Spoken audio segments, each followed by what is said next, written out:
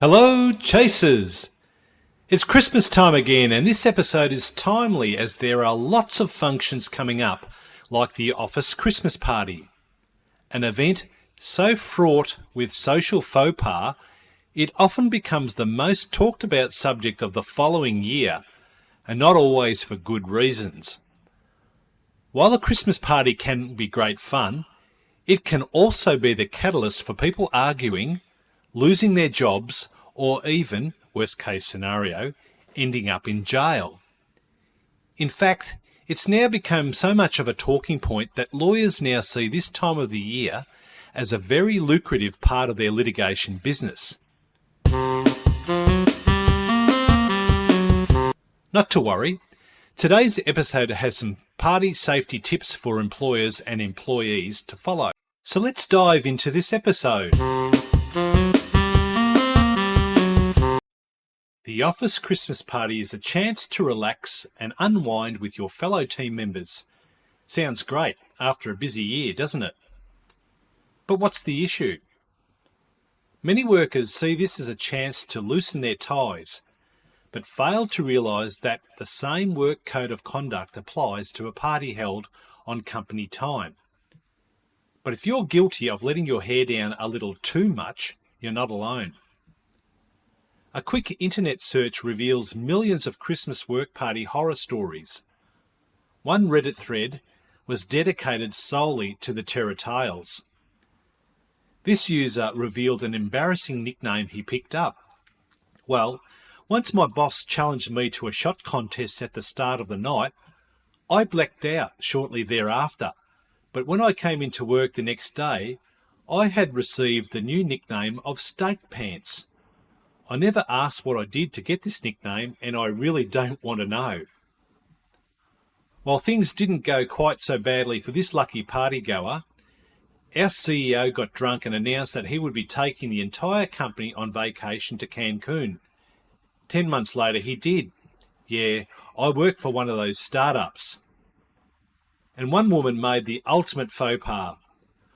I saw a co-worker complain about a recent assignment, then say, "Don't tell Bruce I was complaining." She was talking to her boss, Bruce.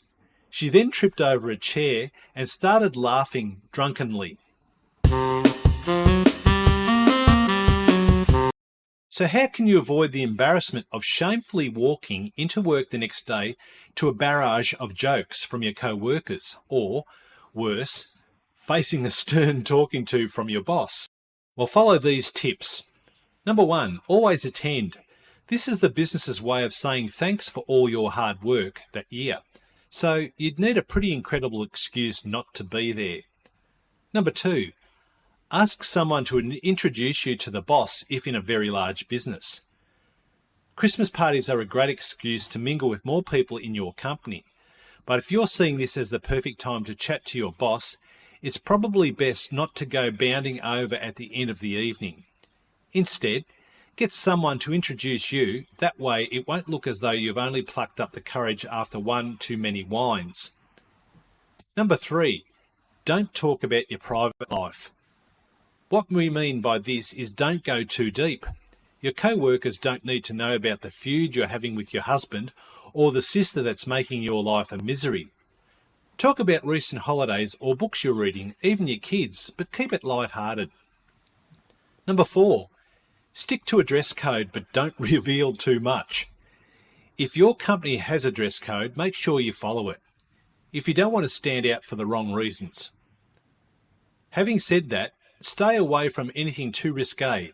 Skin-tight PVC in front of your work colleagues will always be a no-no. Number 5, the obvious one, don't get too drunk.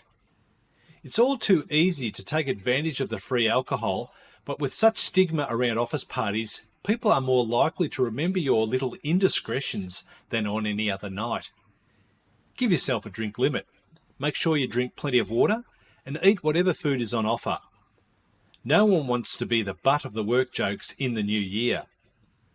And number 6, lastly, have fun. This is your chance to relax after working hard all year. So have a drink and enjoy yourself, but just not too much.